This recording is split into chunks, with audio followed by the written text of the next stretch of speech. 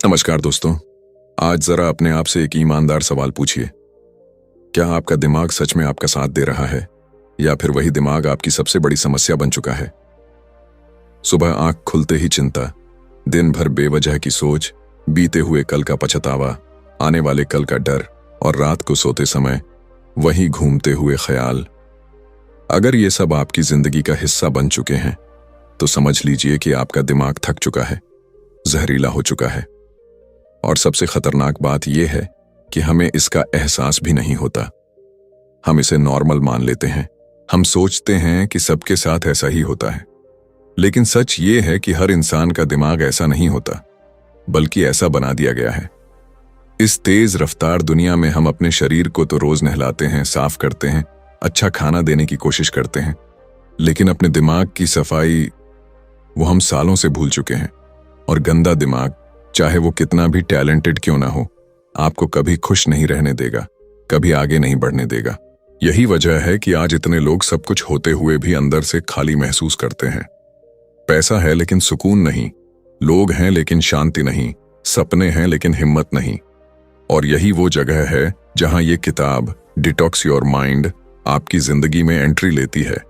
ये किताब आपको कोई हवाई मोटिवेशन नहीं देती, बल्कि आपको आईना दिखाती है।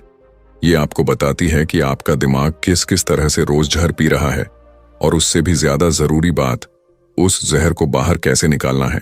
क्योंकि जब तक दिमाग साफ नहीं होगा, तब तक आपकी मेहनत, आपकी प्रार्थना, आपकी प्लानिंग सब अधूरी ही रहेगी। सोचिए, अगर आपका दिमाग हल्का हो जाए, अगर आपके ख्याल आपके कंट्रोल में आ जाए, अगर डर आपकी जिंदगी चलाना बंद कर दे और आप खुद अपनी जिंदगी के ड्राइवर बन जाइए, तो आपकी जिंदगी कैसी होगी? यही बदलाव इस ऑडियो बुक का मकसद है।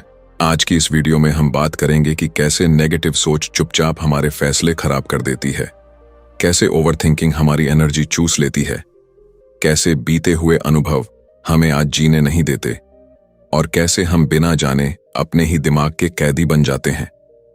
लेकिन साथ ही हम ये भी सीखेंगे कि दिमाग को डिटॉक्स कैसे किया जाए, सोच को हल्का कैसे बनाया जाए और अंदर से मजबूत कैसे बना जाए।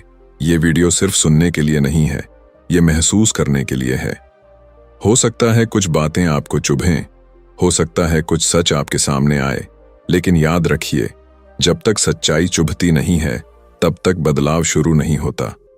अगर आप चाहते हैं कि आपकी जिंदगी सिर्फ चलती न रहे, बल्कि सही दिशा में बढ़े, अगर आप चाहते हैं कि आपका दिमाग आपका दुश्मन नहीं, आपका सबसे बड़ा साथी बने, तो इस वीडियो को अंत तक जरूर देखिए।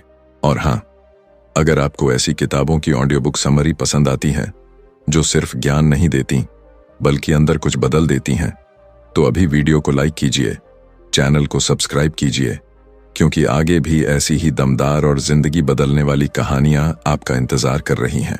चैप्टर 1, दिमाग में जमा हुआ जहर। जरा ध्यान से सुनिए, क्योंकि ये अध्याय आपकी जिंदगी की सबसे आम लेकिन सबसे अनदेखी समस्या पर बात करता है।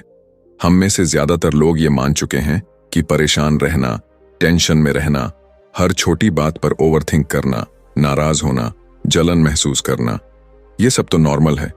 लेकिन सच ये है कि ये नॉर्मल नहीं है, ये दिमाग में धीरे धीरे जमा होता हुआ जहर है। फर्क बस इतना है कि ये जहर दिखता नहीं है, इसकी कोई बदबू नहीं होती, लेकिन ये अंदर ही अंदर आपकी सोच, आपकी एनर्जी और आपके फैसलों को मार देता है। जिस तरह शरीर में अगर गंदगी जमा हो जाए तो बीमारी आ जाती है, ठीक उसी तरह जब दिमाग में नेगेटिव सोच, डर, गुस्सा और शिकायतें जमा हो जाती हैं तो जिंदगी भारी लगने लगती है। आप बिना वजह थकने लगते हैं, बिना कारण चिड़चिड़े हो जाते हैं और धीरे धीरे आपको खुद से ही नफरत होने लगती है। सबसे खतरनाक बात यह है कि यह जहर एक दिन में नहीं बनता, ये सालों में बनता है।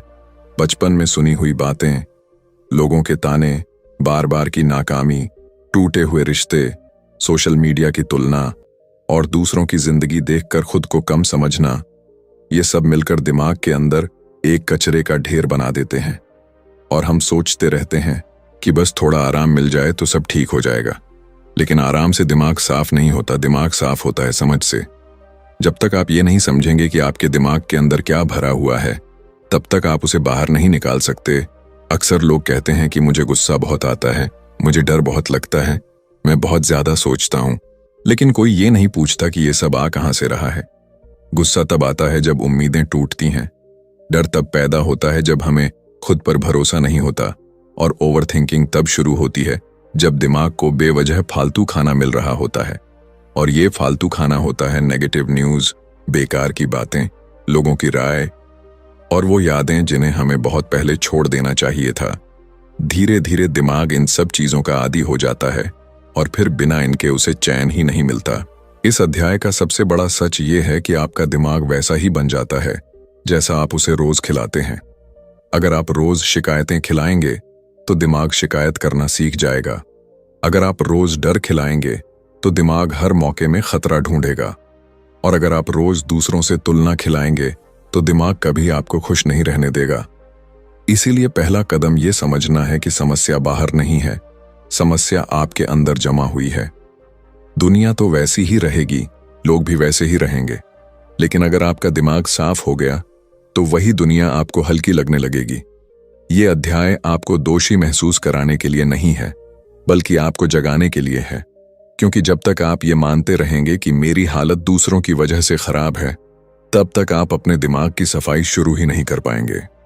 आज से ये मान लीजिए कि आपके दिमाग में जो भी चल रहा है उसकी जिम्मेदारी आपकी है। और अच्छी खबर यह है कि जब जिम्मेदारी आपकी है तो कंट्रोल भी आपका ही हो सकता है। यहीं से डिटॉक्स की शुरुआत होती है। पहले ये पहचानिए कि आपके दिमाग में जहर है और फिर धीरे धीरे उसे बाहर निकालने का साहस जुटाइए, क्योंकि साफ दिमाग ही साफ जिंदगी की पहली शर्त है। चैप्टर 2, नेगेटिव सोच का जाल। अब जरा उस दुश्मन की बात करते हैं जो दिखता नहीं है लेकिन हर दिन आपकी जिंदगी के फैसले चुरा लेता है। नेगेटिव सोच ये एक ऐसी आदत है जो एक बार दिमाग में घर बना लेती है तो फिर हर हालात को उसी नजर से दिखाने लगती है। आप चाहें या न चाहें, आपका दिमाग हर बात में कमी ढूंढने लगता है, हर मौके में डर दिखाने लगता है और हर इंसान में गलतियां गिनाने लगता है। धीरे धीरे ऐसा लगने लगता है कि दुनिया ही खराब है, लोग ही बुरे हैं और मेरी किस्मत ही साथ नहीं देती। लेकिन सच ये है कि दुनिया वैसी ही है जैसी हमेशा से थी। बदला है तो सिर्फ आपका देखने का तरीका। नेगेटिव सोच अक्सर किसी एक बड़े हादसे से नहीं आती, बल्कि छोटी छोटी बातों से बनती है। बार बार खुद से ये कहना कि मुझसे नहीं होगा, मैं इतना काबिल नहीं हूं, लोग क्या कहेंगे, कहीं मैं फेल ना हो जाऊं। ये वाक्य सुनने में छोटे लगते हैं, लेकिन दिमाग इन्हें आदेश समझ लेता है। और जब दिमाग को बार बार यही आदेश मिलता है तो वो आपको आगे बढ़ने से रोकने लगता है। आप मौके मिलने से पहले ही हार मान लेते हैं, सपने देखने से पहले ही खुद को समझा लेते हैं कि छोड़ो, ये हमारे बस का नहीं है। और यही सबसे बड़ी हार होती है। सबसे खतरनाक बात यह है कि नेगेटिव सोच आपको लगता है कि यह आपकी सुरक्षा कर रही है। दिमाग कहता है कि ज्यादा उम्मीद मत रखो वरना दुख होगा, ज्यादा कोशिश मत करो वरना फेल हो जाओगे। लेकिन यह सुरक्षा नहीं है, ये एक जेल है। एक ऐसी जेल जिसमें सलाखें नहीं होती, लेकिन इंसान अंदर से कैद हो जाता है। आप सुरक्षित तो रहते हैं लेकिन जिंदा नहीं रहते। आप रिस्क नहीं लेते, इसलिए गिरते भी नहीं लेकिन उड़ते भी नहीं। इस अध्याय में लेखक हमें यह समझाता है कि नेगेटिव सोच का सबसे बड़ा इलाज है उसकी पहचान। जैसे ही कोई नेगेटिव ख्याल आए, खुद से पूछिए कि क्या यह सच है या सिर्फ मेरा डर बोल रहा है। क्या इसका कोई सबूत है या मैं बस अंदाजा लगा रहा हूं। ज्यादातर बार आपको एहसास होगा कि यह सोच हकीकत नहीं है, बल्कि पुराने अनुभवों की परछाई है। और जैसे ही आप इस परछाई को पहचान लेते हैं, उसकी ताकत कम होने लगती है। याद रखिए, आप अपने हर ख्याल पर भरोसा करने के लिए मजबूर नहीं हैं। ख्याल आते हैं, जाते हैं, लेकिन उन्हें पकड़कर बैठना या छोड़ देना, ये फैसला आपका होता है। जैसे जैसे आप बेकार और नेगेटिव ख्यालों को बिना लड़ाई के जाने देना सीखेंगे, वैसे वैसे दिमाग हल्का होता जाएगा। और जब दिमाग हल्का होता है, तब जिंदगी अपने आप थोड़ी आसान लगने लगती है। नेगेटिव सोच से लड़ना नहीं है, बस उसे पहचान कर उसकी जगह सच और समझ को बैठने देना है। यहीं से असली डिटॉक्स शुरू होता है। चैप्टर 3, ओवरथिंकिंग यानी दिमाग की थकान। अब उस आदत की बात करते हैं जिसे ज्यादातर लोग इंटेलिजेंस समझ लेते हैं, जबकि सच ये है कि यह दिमाग को अंदर से खोखला कर देती है।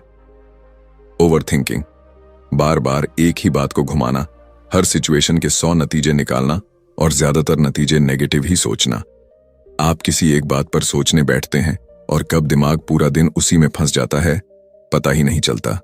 नतीजा ये होता है कि शरीर एक जगह बैठा होता है लेकिन दिमाग मैराथन दौड़ रहा होता है, और लगातार दौड़ता हुआ दिमाग एक दिन थक कर टूट ही जाता है। ओवरथिंकिंग की सबसे बड़ी दिक्कत यह है कि ये आपको वर्तमान से चुरा लेती है। आप सामने बैठे इंसान के साथ होते हुए भी वहां नहीं होते। आप आज का काम करते हुए भी कल की चिंता में फंसे रहते हैं। दिमाग बार बार पूछता है कि अगर ऐसा हो गया तो क्या होगा, अगर वैसा हो गया तो क्या होगा, लेकिन वो कभी ये नहीं पूछता कि अभी मुझे क्या करना चाहिए। और जब फोकस अभी से हट जाता है तो गलती होना तय है। फिर वही गलती दिमाग को और सोचने का बहाना दे देती है, और ये एक ऐसा चक्र बन जाता है जिससे बाहर निकलना मुश्किल लगता है। कई लोग सोचते हैं कि ज्यादा सोचने से हम बेहतर फैसला लेंगे, लेकिन सच ये है कि ज्यादा सोचने से फैसला लेने की ताकत ही खत्म हो जाती है। आप इतने ऑप्शन देख लेते हैं कि कोई भी ऑप्शन सही नहीं लगता। आप इतना एनालाइज कर लेते हैं कि एक छोटा सा कदम उठाने में भी डर लगने लगता है, और धीरे धीरे आप एक ऐसे इंसान बन जाते हैं जो सब कुछ समझता है लेकिन कुछ करता नहीं है। इस अध्याय में एक बहुत जरूरी बात कही गई है कि दिमाग को हर सवाल का जवाब नहीं चाहिए, उसे दिशा चाहिए। ओवरथिंकिंग तब कम होती है जब आप हर ख्याल का पीछा करना बंद कर देते हैं। जैसे ही कोई बेकार का ख्याल आए, खुद से कहिए कि अभी नहीं, अभी मुझे इस पल में रहना है, अभी मुझे सिर्फ अगला छोटा कदम उठाना है। पूरा रास्ता सोचने की जरूरत नहीं है, सिर्फ अगला मोड़ दिखना काफी है।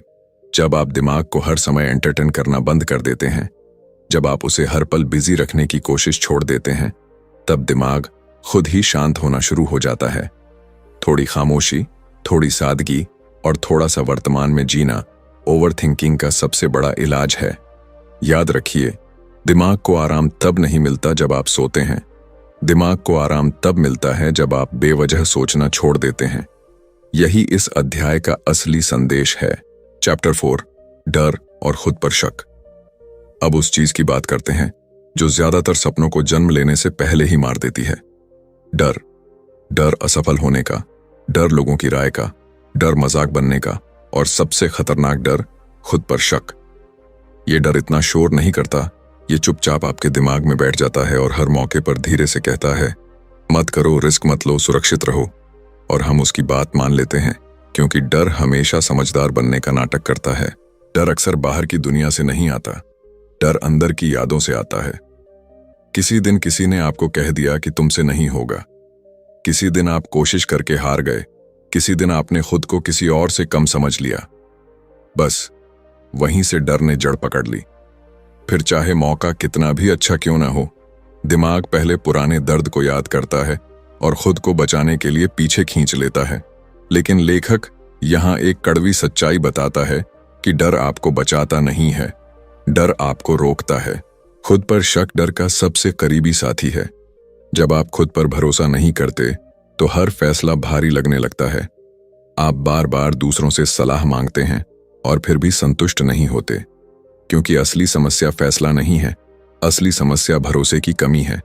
जब तक आप खुद को कमजोर मानते रहेंगे, तब तक दुनिया भी आपको कमजोर ही मानेगी, और जब तक आप खुद को आगे बढ़ने की इजाजत नहीं देंगे, तब तक कोई मौका आपके लिए नहीं रुकेगा।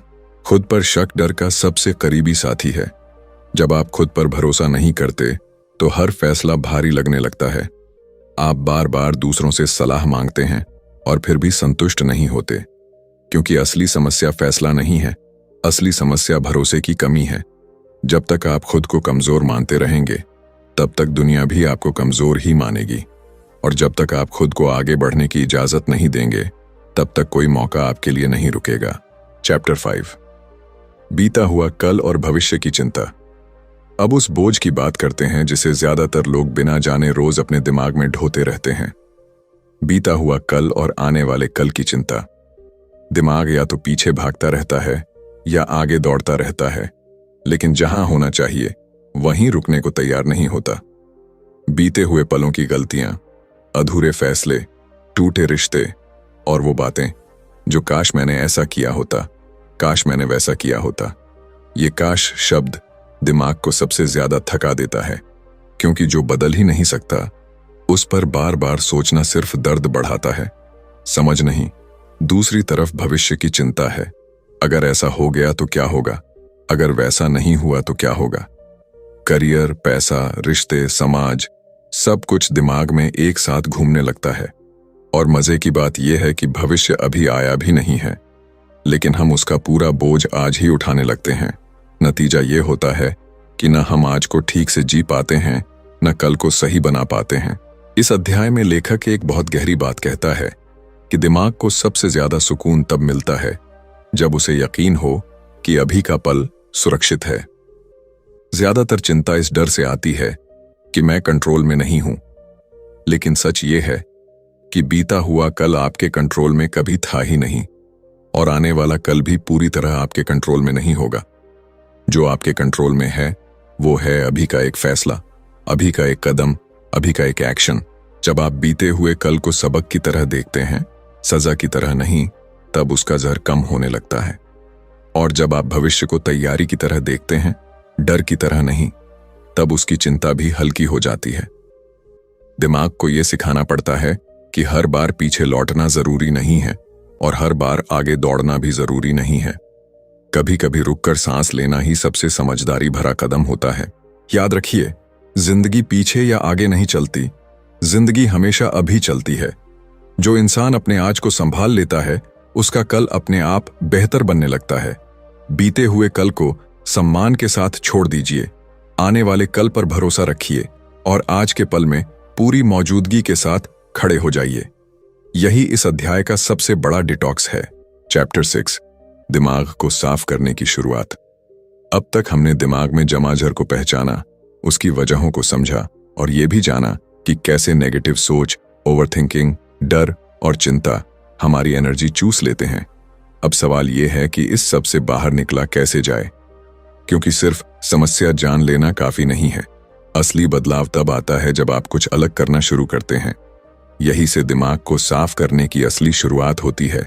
इस अध्याय में लेखक बहुत साफ शब्दों में कहता है कि दिमाग को डिटॉक्स करने के लिए आपको अपनी सोच से नहीं, अपनी आदतों से शुरुआत करनी होगी, क्योंकि दिमाग वही सोचता है जो उसे रोज का माहौल देता है। आप अगर दिन भर नेगेटिव खबरें देखेंगे, फालतू की बातें सुनेंगे और हर किसी की राय को अपने ऊपर हावी होने देंगे, तो दिमाग गंदा ही रहेगा। इसलिए पहला कदम है इनपुट कम करना। हर चीज पर रिएक्ट करना बंद कीजिए। हर मैसेज का तुरंत जवाब देना जरूरी नहीं है। हर बात पर राय बनाना भी जरूरी नहीं है। दूसरा कदम है खामोशी को अपनाना। आज ज्यादातर लोग खामोशी से डरते हैं, क्योंकि खामोशी में दिमाग अपनी सच्चाई दिखाता है। लेकिन यही खामोशी दिमाग की सबसे बड़ी दवा है। रोज कुछ मिनट बिना मोबाइल, बिना शोर, बस अपने साथ बैठना धीरे धीरे दिमाग की परतें साफ करने लगता है। शुरुआत में बेचैनी होगी, लेकिन यही बेचैनी इस बात का सबूत है कि दिमाग को डिटॉक्स की जरूरत है। तीसरा और सबसे जरूरी कदम है अपने ख्यालों को ऑर्डर देना। हर ख्याल पर विश्वास करना छोड़ दीजिए। कुछ ख्यालों को आने दीजिए और जाने दीजिए और कुछ को चुनिए। जैसे ही कोई नेगेटिव ख्याल आए, उसे दबाने की कोशिश मत कीजिए, बस उसे पहचानिए और अपनी एनर्जी किसी काम में लगा दीजिए। काम, चलना, लिखना या गहरी सांस लेना। जब दिमाग को सही दिशा मिलती है तो वो बेवजह भटकना बंद कर देता है। इस अध्याय का सबसे बड़ा संदेश ये है कि दिमाग एक दिन में साफ नहीं होता, लेकिन हर दिन थोड़ा थोड़ा साफ जरूर हो सकता है। आपको परफेक्ट नहीं बनना है, आपको सिर्फ कॉन्शियस बनना है। जैसे ही आप अपने दिमाग की सफाई की जिम्मेदारी लेते हैं, वैसे ही अंदर से हल्कापन महसूस होने लगता है। यही से एक नई सोच, एक नई एनर्जी और एक नई जिंदगी की शुरुआत होती है। चैप्टर 7, एक शांत और मजबूत दिमाग की जिंदगी। अब इस सफर का वो हिस्सा आता है जहां आप महसूस करने लगते हैं कि कुछ बदल रहा है। दिमाग पहले जितना भारी नहीं लगता, ख्याल पहले जितने शोर नहीं करते और जिंदगी पहले से थोड़ी ज्यादा साफ दिखाई देने लगती है। यही इस अध्याय का मकसद है, आपको यह दिखाना कि जब दिमाग शांत और मजबूत होता है तो जिंदगी कैसी महसूस होती है। शांत दिमाग का मतलब ये नहीं है कि जिंदगी में समस्याएं खत्म हो जाती हैं। फर्क सिर्फ इतना होता है कि अब समस्याएं आपको चलाती नहीं हैं, आप समस्याओं को संभालने लगते हैं। पहले जहां छोटी सी बात आपको हिला देती थी, अब वही बात आपको सोचने का मौका देती है।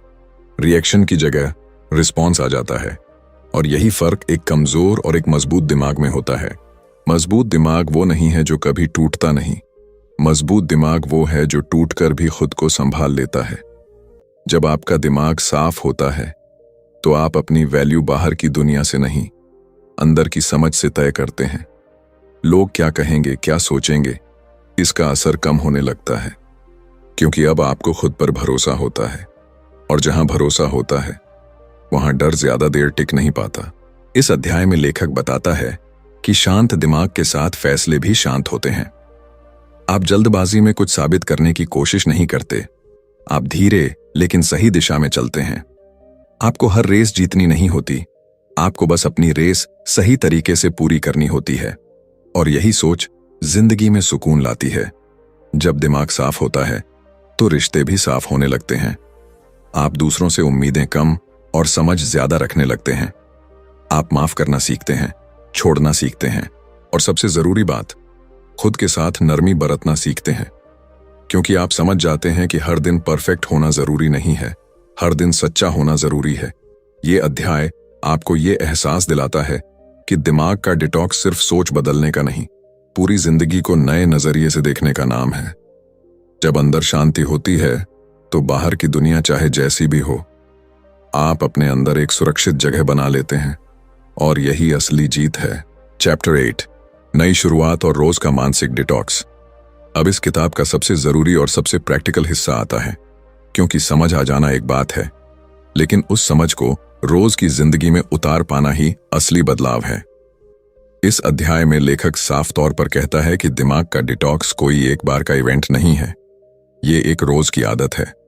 जैसे शरीर को रोज खाना चाहिए, वैसे ही दिमाग को भी रोज साफ होने का मौका चाहिए।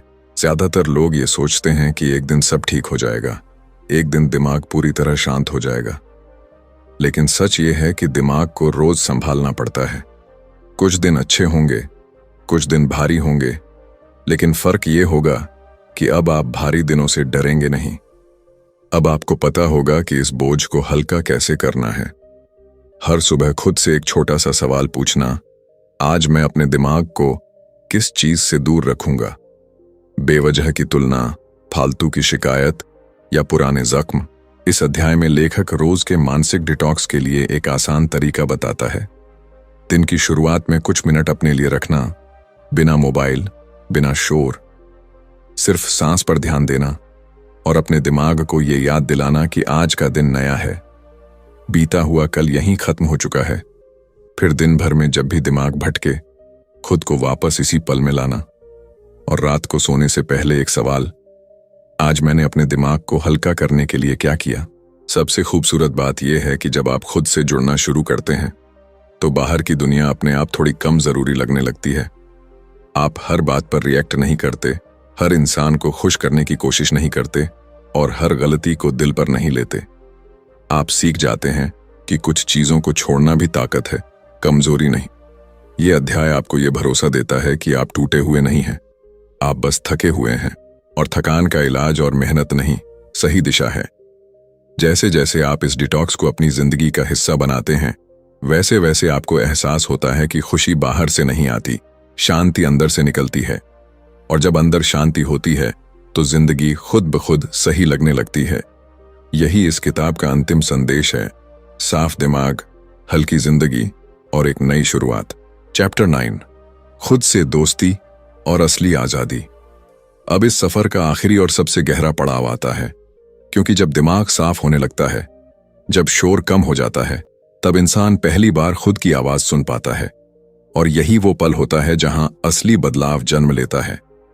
इस अध्याय में लेखक हमें यह समझाता है कि दिमाग का डिटॉक्स सिर्फ नेगेटिव चीजों को हटाने का नाम नहीं है, बल्कि खुद के साथ एक नई सच्ची दोस्ती बनाने का नाम है।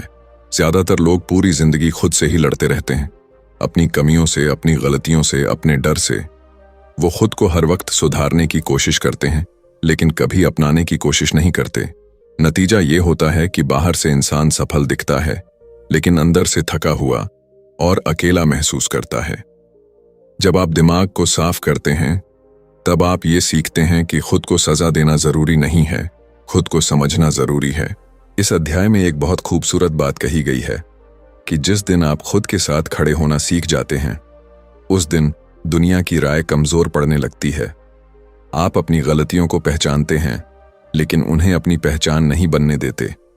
आप गिरते हैं, लेकिन खुद को बेकार नहीं कहते। आप आगे बढ़ते हैं, लेकिन खुद पर जोर जबरदस्ती नहीं करते। यही संतुलन एक शांत और आजाद दिमाग की पहचान है। खुद से दोस्ती का मतलब यह भी है कि आप अपनी सीमाओं को स्वीकार करते हैं। आप हर चीज में परफेक्ट बनने की कोशिश छोड़ देते हैं। आप समझ जाते हैं कि हर दिन समान नहीं होता, हर दिन जीत नहीं होती, लेकिन हर दिन सीख जरूर होती है। और जब आप इस सोच के साथ जीते हैं तो जिंदगी हल्की लगने लगती है। आपको हर किसी को साबित करने की जरूरत नहीं रहती, क्योंकि आप खुद के सामने सच्चे होते हैं। इस अध्याय का सबसे बड़ा संदेश यह है कि असली आजादी बाहर से नहीं मिलती, असली आजादी दिमाग के अंदर पैदा होती है।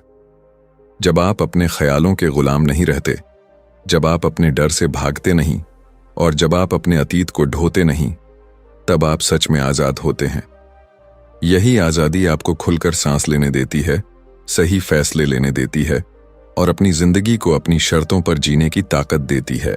याद रखिए, दिमाग को साफ करना कोई कमजोरी नहीं है, ये सबसे बड़ी हिम्मत है। क्योंकि हर कोई दुनिया बदलने की बात करता है, लेकिन जो इंसान अपना दिमाग बदल लेता है, वही अपनी पूरी जिंदगी बदल लेता है। और अगर आप यहां तक सुनते आए हैं, तो इसका मतलब है कि आप भी उस बदलाव के लिए तैयार हैं। यही इस किताब की असली जीत है, और यही आपकी नई शुरुआत। चैप्टर 10, डिटॉक्स के बाद की जिंदगी और असली शक्ति। अब आखिरी अध्याय में हम उस जगह पहुंचते हैं जहां दिमाग सिर्फ शांत नहीं होता, बल्कि मजबूत और जागरूक हो जाता है। डिटॉक्स के बाद की जिंदगी कोई जादुई जिंदगी नहीं होती जहां मुश्किलें खत्म हो जाएं। फर्क बस इतना होता है कि अब मुश्किलें आपको तोड़ती नहीं हैं, बल्कि आपको और समझदार बनाती हैं। अब आप हालात से भागते नहीं हैं, आप उनका सामना करते हैं, बिना घबराए, बिना खुद को खोए। डिटॉक्स किया हुआ दिमाग हर चीज को जरूरत से ज्यादा सीरियस नहीं लेता। आप सीख जाते हैं कि हर लड़ाई लड़ना जरूरी नहीं है, हर बात पर सफाई देना जरूरी नहीं है, और हर नुकसान को दिल पर लेना भी जरूरी नहीं है। आप अपनी एनर्जी की कीमत समझने लगते हैं। आप जानते हैं कि आपकी सबसे बड़ी पूंजी आपका ध्यान है, और आप उसे वहां खर्च नहीं करते जहां उसका कोई मतलब नहीं है। इस अध्याय में लेखक एक बहुत सच्ची बात कहता है कि साफ दिमाग वाला इंसान बाहरी कंट्रोल से बाहर आ जाता है। लोग क्या कहेंगे, सोशल मीडिया क्या दिखा रहा है, दुनिया किस दिशा में भाग रही है, ये सब अब आपको चलाना बंद कर देता है। अब आप अपने अंदर के कंपास से चलते हैं, और जब इंसान अंदर से दिशा पा लेता है, तो बाहर की अफरा तफरी उसे भटका नहीं पाती। डिटॉक्स के बाद आप अपनी जिंदगी को टुकड़ों में नहीं, एक पूरी तस्वीर की तरह देखने लगते हैं। आप समझ जाते हैं कि हर दर्द का कोई मतलब था, हर गिरावट ने कुछ सिखाया, और हर ठहराव ने आपको सांस लेने का मौका दिया। अब आप अपने अतीत से लड़ते नहीं हैं, आप उसे धन्यवाद देकर आगे बढ़ते हैं, क्योंकि आप जानते हैं कि बिना उस सफर के आप यहां तक नहीं पहुंचते। इस अध्याय का सबसे बड़ा संदेश ये है कि असली शक्ति शोर में नहीं, शांति में होती है। जो इंसान अपने दिमाग को शांत कर लेता है, वो हालात के बीच भी स्थिर रह पाता है, और वही स्थिरता उसे सही फैसले लेने, सही लोगों को चुनने और सही जिंदगी जीने की ताकत देती है। जब आप इस किताब को खत्म करते हैं, तो ये मत सोचिए कि सफर यहीं खत्म हो गया। असल में ये यहीं से शुरू होता है।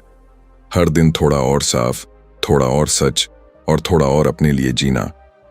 अगर आप ये कर पाए, तो समझ लीजिए कि आपने सिर्फ अपना दिमाग नहीं, अपनी पूरी जिंदगी डिटॉक्स कर ली है।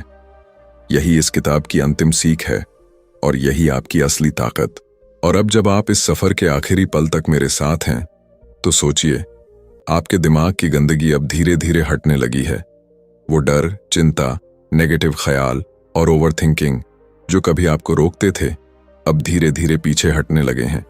आज से आपका दिमाग आपका साथी बनने वाला है, आपका दुश्मन नहीं। याद रखिए, ये सिर्फ एक किताब की कहानी नहीं थी, ये आपके अपने दिमाग की समझ का सफर था। और अगर आप इसे रोज अपनी जिंदगी में अपनाएंगे, तो हर दिन हल्का, साफ और सशक्त महसूस होगा। खुद से दोस्ती करना, हर ख्याल को पहचानना और अपनी ऊर्जा की कीमत समझना, ये सब आपके अंदर की असली ताकत है। अगर आपको ये वीडियो पसंद आया और आपको लगता है कि इससे आप या आपके दोस्त कुछ सीख सकते हैं, तो वीडियो को लाइक जरूर करें।